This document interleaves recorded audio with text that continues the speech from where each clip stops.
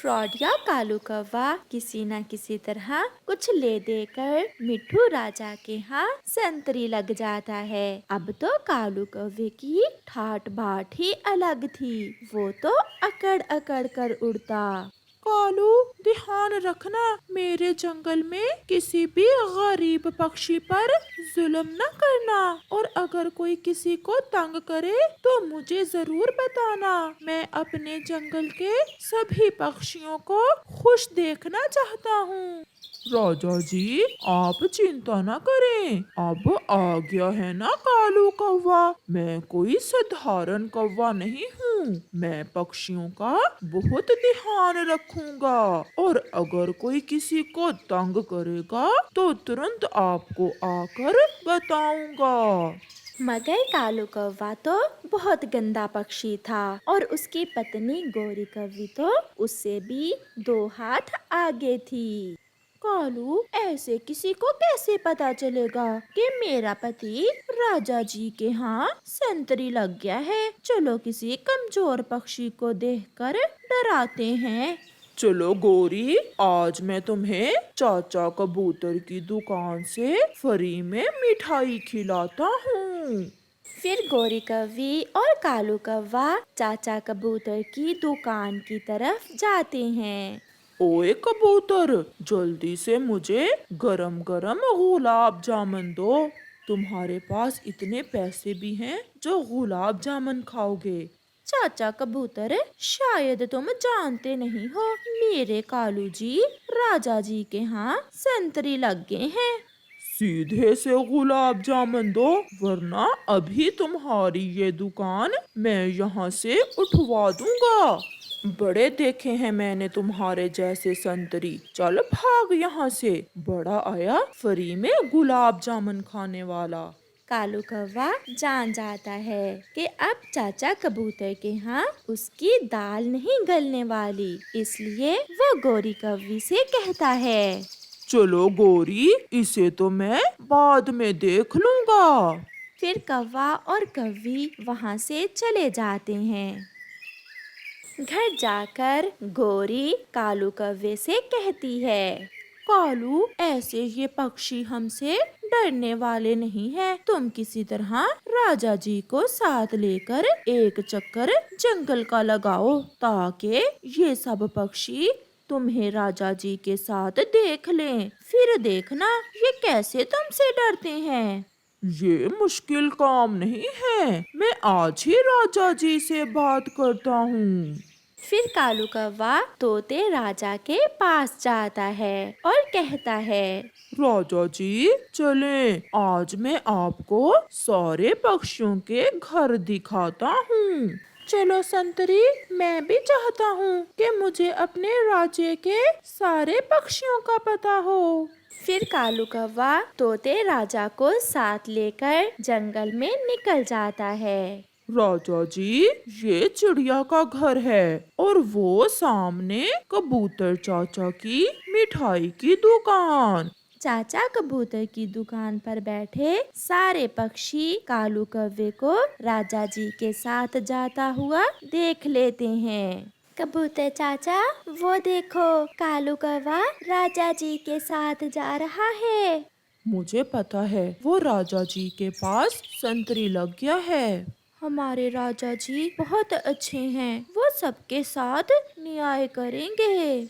ऐसे राजा जी को देखकर सब पक्षी बातें कर रहे थे।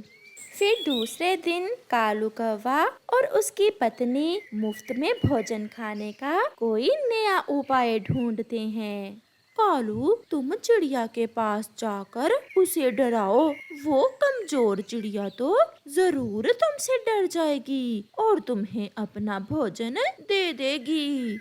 अब तो पूरे जंगल को पता चल गया है कि मैं तोते राजा का संतरी हूँ।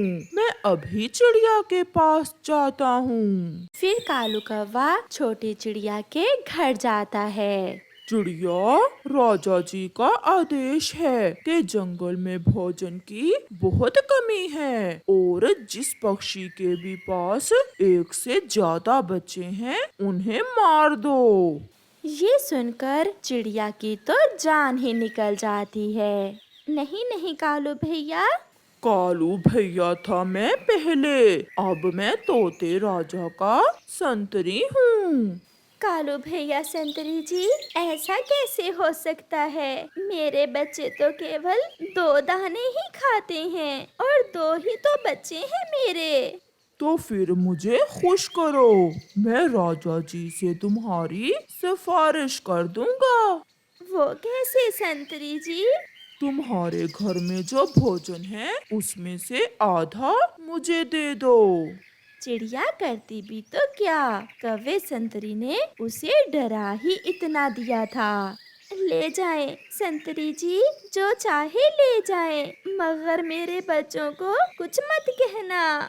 फिर कालू कौवा चिड़िया के घर से सारा दाना एक थैले में डालकर ले जाता है। मम्मा, जंगल का राजा तो अपने राजे की रक्षा करता है, फिर राजा जी ऐसा कैसे कह सकते हैं? बेटी, हम गरीब पक्षी हैं, राजा के आदेश के आगे हमारा क्या जोर। अच्छा हुआ जो कालू संतरी भोजन लेकर मान गया, मैं फिर से भोजन जमा कर लूंगी। तो फिर कालू, चिड़िया तो बहुत रोई होगी सुनकर। ऐसे ऐसे रो रही थी वो चिड़िया। जब मैंने भोजन मांगा तो चुपचाप आधा भोजन चिड़िया ने मुझे दे दिया। अब तो हमें किसी और के पास जाने की जरूरत ही नहीं है, हम हर रोज चिड़िया से ही भोजन लेकर खा लिया करेंगे। जब कालू संतरी तोते राजा के पास जाता है तो राजा जी कालू कौवे से कहते हैं, संतरी कौवे, मेरे जंगल के सभी पक्षी खुश तो है ना? राजा जी, सब बहुत खुश हैं। अब आपको जंगल में जाने की कोई जरूरत नहीं है। मैं आपको पूरे जंगल की रिपोर्ट दे दिया करूँगा। तुम ये भोजन ले जाओ और जंगल के गरीब पक्षियों में बांट दो। ये सुनकर कालू कौवा बहुत खुश होता है और भोजन लेकर सीधा अपने घर जाता है। राजा जी ने गरीब पक्षियों को देने के लिए ये भोजन दिया है। तो फिर सबसे ज्यादा गरीब तो मेरी माँ और भाई हैं। मैं अभी ये भोजन अपनी माँ को दे आती हूँ। इस पर कपड़ा डालो, कोई देख ना ले। फिर कालू की पत्नी गोरी कौवी थैले पर कपड़ा डालकर वो भोजन अपनी माँ को देने चली जाती है। ऐसे ही दिन और रात गुजरते गए। कौवा हर काम गलत करता और अपना संतरी होने का नाजायज फायदा उठाता। एक दिन तो वो चिड़िया से मीठा फल भी छीन लेता है। राजा जी ने कहा है कि मीठा फल पूरे जंगल में केवल कालू संतरी ही खा सकता है। ले जाएं संतरी कौवे, ये फल आप ले जाएं, मगर मेरे बच्चों को कुछ ना कहना। कौवा वहाँ से चला जाता है। अपनी दुकान पर बैठा कबूतर चाचा ये सब देख रहा था। वो चिड़िया के पास जाता है। चिड़िया, वो कौवा तुम्हारा फल क्यों छीन कर ले गया? चिड़िया कबूतर चाचा को सारी बात बताती है। वो झूठा है, एक राजा ऐसा नहीं कर सकता। वो मेरे पास भी गुलाब जामुन लेने आया था, मगर मैंने तो उसे भगा दिया। तो फिर वो मेरे बच्चों को मारने वाली बात भी झूठ बोल रहा था। चलो हम राजा के पास जाकर उन्हें सारी बात बताते हैं। मगर कबूतर चाचा। चिड़िया, डरो ना, तुम मेरे साथ चलो। फिर चिड़िया कबूतर चाचा के साथ तोते राजा के पास जाती है और चिड़िया तोते राजा को सारी बात बताती है। राजा जी, हम गरीब पक्षियों का जीना हराम कर दिया है आपके संतरी कौवे ने। ये सब सुनकर तोता राजा बहुत गुस्से में आ जाता है। उल्लू संतरी, जल्दी से कौवे संतरी को बुलाओ। उल्लू तुरंत जाकर कालू कौवे संतरी को बुला लाता है। राजा जी के पास चिड़िया और कबूतर चाचा को बैठे देख कालू सब समझ जाता है। कालू संतरी, क्या जो चिड़िया ने कहा है वो सच है? राजा जी, ये सब मेरी पत्नी ने मुझसे करने को कहा था, मुझे माफ कर दें। फिर तोता राजा कौवे की पत्नी गौरी को बुला लेता है और दोनों को पिंजरों में बंद करके कैद कर देता है और उन्हें बुरे काम की सजा मिलती है। कौवा और कौवी कैद में रो रहे थे। कालू जी, इससे अच्छा तो था कि तुम संतरी ना ही लगते। नहीं गौरी, अच्छा ये था कि मैं अपना काम ईमानदारी से करता। प्यारे दोस्तों, इस कहानी से हमें सीख मिलती है, हमेशा अपना काम ईमानदारी से करो और किसी पर जुल्म मत करो। कल वाले भाग में आपने देखा कि कैसे गोरी कौवी ने कबूतर के घर से उसका अमरूद चुरा लिया और फिर कैसे कबूतर ने एक फंदा लगाया और फिर गोरी जब दूसरी दफा कबूतर के घोंसले में चोरी करने गई तो उसकी पूंछ उस फंदे में फंस गई। वो खुद तो भाग गई परंतु उसकी पूंछ टूटकर फंदे में ही रह गई। रानो बहन, मैंने चोर पकड़ लिया। कबूतर, किसे पकड़ लिया है आपने? कौन है चोर? रानो चिड़िया, ये देखो जरा इस पूंछ को, पहचानो ये किस पक्षी की है? अरे कबूतर, ये पूंछ तो गोरी कौवी की है। तो फिर उसी ने चोरी किया है मेरा अमरूद। मैंने फंदे में फिर से अमरूद रखा था और फिर गोरी तो भाग गई परंतु अपनी पूंछ मेरे घोंसले में ही छोड़ गई। अब बहन आप चले मेरे साथ, हमें कालू कौवे के घर जाना है। और फिर चिड़िया और कबूतर गोरी कौवी और कालू कौवे के घर की तरफ चले जाते हैं। गोरी, जरा दरवाजा तो खोलो, मैं हूँ कबूतर और रानो चिड़िया, कोई जरूरी बात करना है। ये कमबख्त गंदी आंखों वाला मेरा पीछा ही नहीं छोड़ रहा, अब ये सबको बताएगा। गोरी, क्या खुद से बातें किए जा रही हो? ये कबूतर और रानो चिड़िया किस काम से आए हैं? मुझे क्या पता क्या करने आए हैं, उन्हें घर के अंदर नहीं लेकर आना। अगर मेरा पूछे तो कहना कि उसकी तबीयत खराब है। और कालू, आज तो पूंछ भी डोनेट की है मैंने बूढ़ी कौवी को, मेरे दर्द भी बहुत हो रहा है। मैं देखता हूँ। और फिर कालू घर से बाहर आता है। कबूतर जी, क्या काम है गौरी से? उसकी तबीयत ठीक नहीं है, जो भी काम है मुझे ही बता दें आप। आप गौरी बहन को बुलाएं, हमें उसी से काम है। चिड़िया, आज पहली बार गौरी ने कोई अच्छाई का काम किया है। अपनी पूंछ डोनेट कर दी है उसने किसी बूढ़ी कौवी को, उस कारण उसके बहुत दर्द हो रहा है, वो सो रही है। क्या पूंछ डोनेट कर दी है?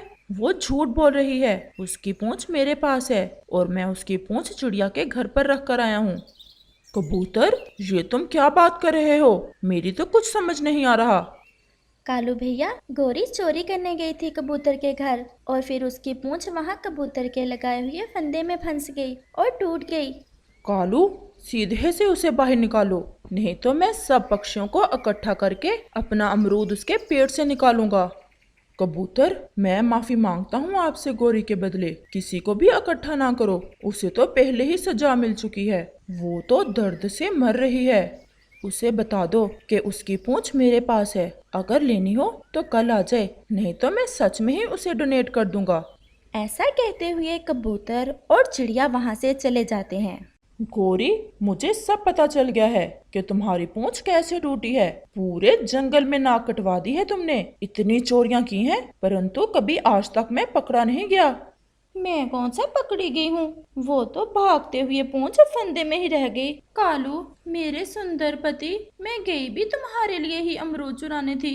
अब किसी तरह कबूतर से मेरी पूंछ मुझे वापस ले दो तो मैं चील दीदी से लगवा लूं अपनी पूंछ।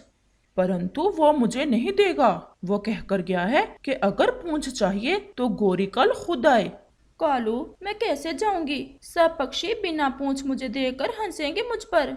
अब तो रात भी होने वाली है, मैं सुबह जाऊंगा, देखते हैं। कबूतर तो बहुत गुस्से में था, कह रहा था कि वो सब पक्षियों को इकट्ठा करेगा। वो अभी ऐसे बातें कर ही रहे थे कि वहाँ एक पक्षी आ जाता है। गौरी दीदी, कैसी हो? मैं शमशम हूँ, आपके मैके वाले जंगल से आया हूँ। गोरी तो उस पक्षी को जानती थी, इसलिए वो पहले तो अपनी कटी हुई पूंछ छुपाती है और फिर उससे कहती है, मैंने पहचान लिया है आपको। छमछम, आपका घर मेरी माँ जी के पड़ोस में ही है ना? हाँ हाँ, मैं आपकी माँ के पड़ोस में ही रहता हूँ। मैं दूसरे जंगल जा रहा था, आपकी बहन मिली थी। उसका संदेश है कि वो कल शाम आपसे मिलने आ रही है। उसका पति भी होगा साथ। वो बोल रही थी कि अच्छे अच्छे भोजन बना कर रखना। अब मैं चलता हूँ, मुझे आगे जाना है। छमछम भैया, आप बैठें, कोई पानी वगैरह तो पीते जाएं। फिर किसी समय पी लूंगा मैं आपके घर से पानी, लेकिन अभी मुझे जल्दी है। ऐसा कहते हुए वो पक्षी वहां से चला जाता है। कालू जी, ये क्या हो गया? मेरे जीजा जी जब मेरी कटी हुई पूंछ देखेंगे तो कितनी अनसल्यूट होगी मेरी। प्लीज कुछ करो और ले दो मेरी पूंछ मुझे वापस। गोरी, वो कबूतर जिद का बहुत पक्का है। जब तक तुम खुद ना गई वो नहीं देगा तुम्हारी पूंछ। और अब तो रात भी होने वाली है। हम दोनों जाते हैं और जाकर मिन्नती करते हैं कबूतर की, शायद वो मान ही जाए।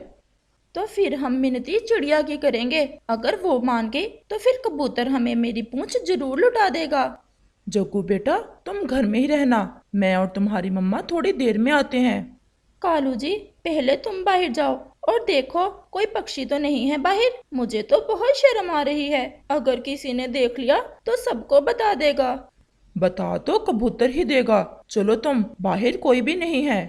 और फिर गोरी और कालू रानो चिड़िया के घर की तरफ चल देते हैं। कबूतर भी रानो चिड़िया के घर में ही था। अब सुनाओ गोरी, मुझे भी कबूतर कहते हैं। कबूतर ने कैसे पकड़ा तुम्हें चोरी करते हुए? लेकिन गोरी तो खामोश रहती है। हम दोनों आपकी मिन्नती करने आए हैं। गोरी की बहन और जीजा जी कल आ रहे हैं। प्लीज आप गोरी की पूंछ वापस कर दें, नहीं तो बहुत बेइज्जती हो जाएगी गोरी की। वापस तो मैं कर ही दूंगा गोरी तुम्हारी पूंछ, मेरे किस काम की? वो तो है भी काली, मैंने कौन सा अपने लगवानी है। लेकिन कल करूंगा, सब पक्षियों के सामने, सबको तुम्हारे करतूत बताकर। चिड़िया बहन, मैं तुम्हारी मिन्नती करती हूँ, मेरी इज्जत अब आपके पंखों में है। कबूतर से मेरी पूंछ वापस ले दें। मेरी बहन क्या कहेगी मुझे ऐसे बिना पूंछ के देखकर? गोरी बहन, आप भी तो हर रोज हमारा भोजन चुरा लेती हो। मैं वादा करती हूँ, अगर आज के बाद मैंने किसी का भी भोजन चुराया तो पूंछ के साथ साथ मेरे पंख भी काट देना। प्लीज मुझ पर दया करो। मैंने तो अपने जीजा जी से बड़ी बड़ी बातें की हुई हैं। सब हंसेंगे मुझ पर। मैं अपने पंख जोड़ती हूँ आपके सामने। गोरी, वादा करो, फिर आप चोरियाँ नहीं करोगी। पक्का वादा, मैं कभी भी चोरी नहीं करूँगी।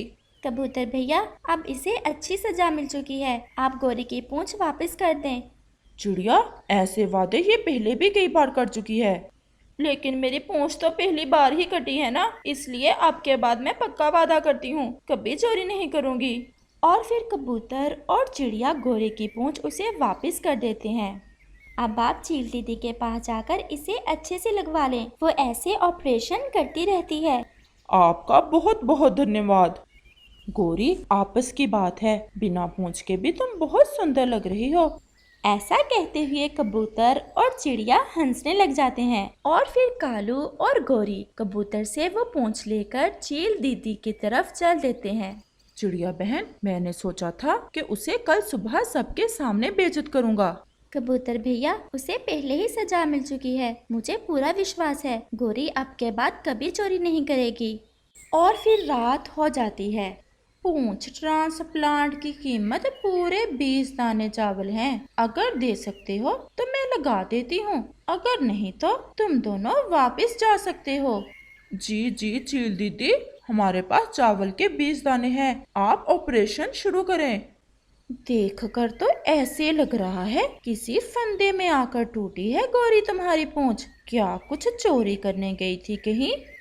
बस चील दीदी, एक अमरूद चुराने जा बैठी उस कबूतर के घोंसले में। मुझे पता नहीं था, उसने तो वहाँ फंदा लगाया हुआ था, बस ऐसे ही टूट गई मेरी पूंछ। और फिर चील दीदी ऑपरेशन शुरू करती है। वो तो उस काम में माहिर थी, क्योंकि वो कई बार ये काम कर चुकी थी। और फिर चील दीदी गोरी की पूंछ लगा देती है। अब इसे ज्यादा हिलाना नहीं है, एक दिन आराम करना है और कल आकर टांके निकलवा जाना। और अब अगर कहीं चोरी करने जाओ तो फंदे का ध्यान रखना। और फिर गोरी और कालू रात के समय में अपने घर लौटते हैं और गोरी फिर कभी चोरी ना करने का वादा कर लेती है।